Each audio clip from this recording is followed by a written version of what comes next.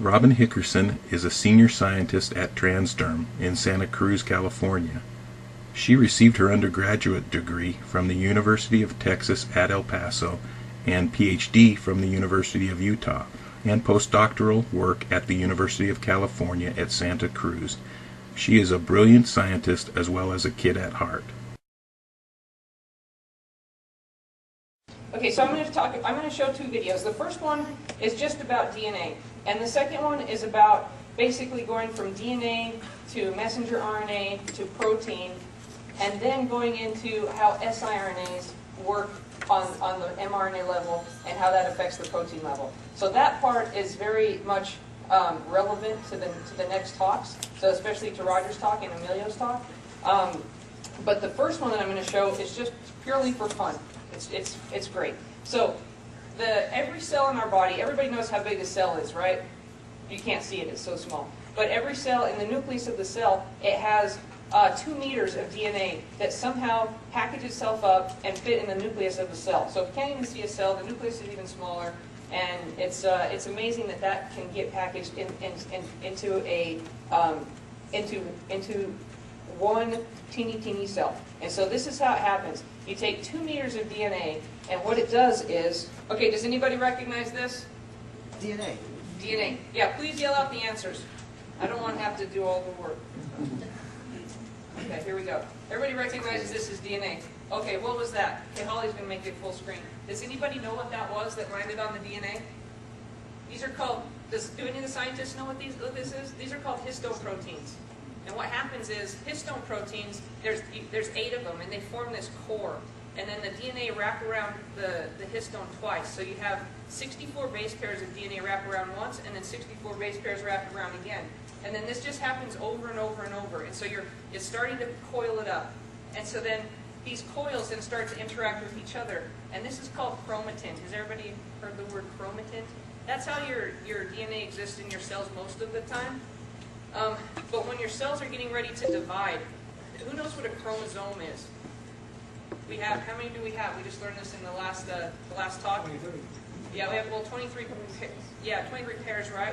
So we have 46. And so when a cell divides, those chromosomes pull apart, and everybody knows what they look like, right? Rabbit ears and rabbit ears. That's kind of what a chromosome looks like. So that's what this is now. So all this is packaged up into these chromosomes.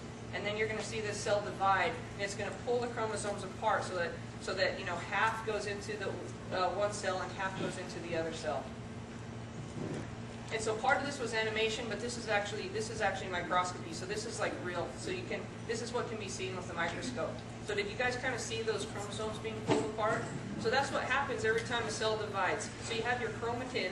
So that's your DNA exists as chromatin. So it's highly packaged, but it's not packaged as much as in a chromosome. But when your cells are getting ready to divide, okay, this is DNA replication, so we'll talk about this as well.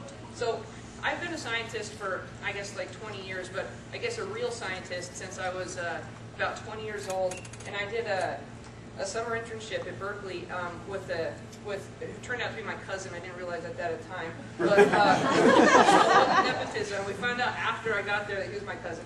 And when I was in his lab, this was 18 years ago, I fell in love with the structure of molecular machines. And so in our bodies, these molecular machines are working all the time.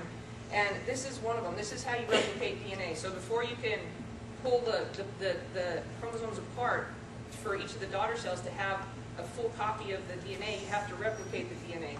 And DNA has 2 strands.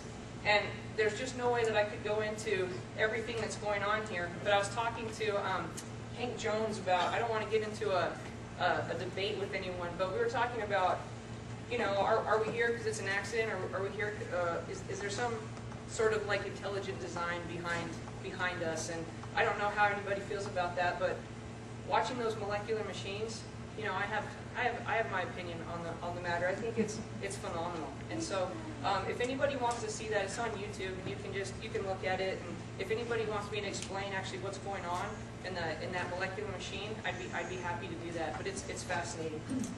So that's just the for fun movie. So now I'm going to talk about what's relative to PC.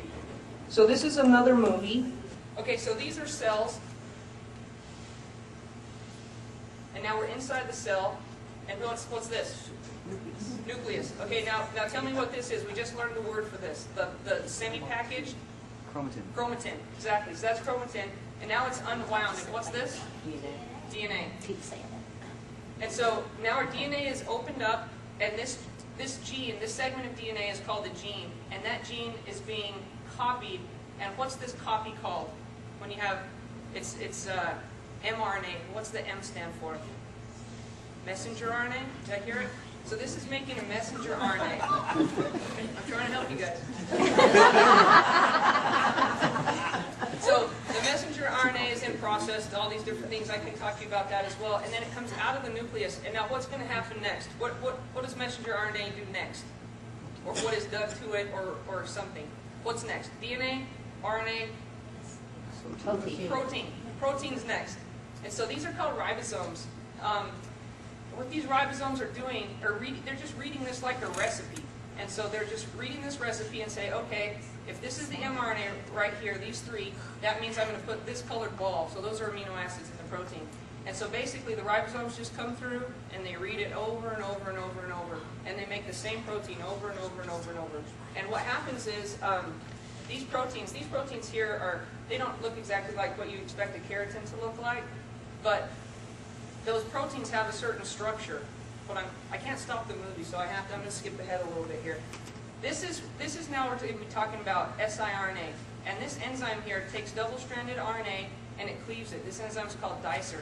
And it cleaves the double-stranded RNA into these little 21 nucleotide base pairs. So this molecule right here is an siRNA. So when Roger says siRNA, he's talking about this right here. And so what happens when you get an siRNA into the cell, which is a big trick, that's what we're trying to do at Transderm, and Roger's going to talk about that. If you can get it inside the cell, these proteins come and bind to it, and they split it apart. And once the proteins bind to it and split it apart, the passenger strand, that takes off. I'm not sure exactly what happens to it, but the guide strand actually guides this protein, and this protein it destroys messenger RNA. So the guide strand of mRNA is going to guide it to the right sequence of mRNA, and now that mRNA has been destroyed. Now what happens if you destroy the mRNA? Are you ever going to get the protein that mRNA codes for? No, nope, you're never going to get it. So what happens after the mRNA is destroyed, then this little enzyme this is exonuclease, it comes in and just destroys the mRNA completely. The next part of this video is not part of my presentation. You can look at it if you want to. Oh no, I don't want you distracted. Your skin is designed to keep things out of your body. You want your body to, you want to be able to control what goes in your body. So your skin does that very well, actually. There are certain small molecules, you can rub certain drugs on your skin and it'll go through and you'll treat whatever disease you have.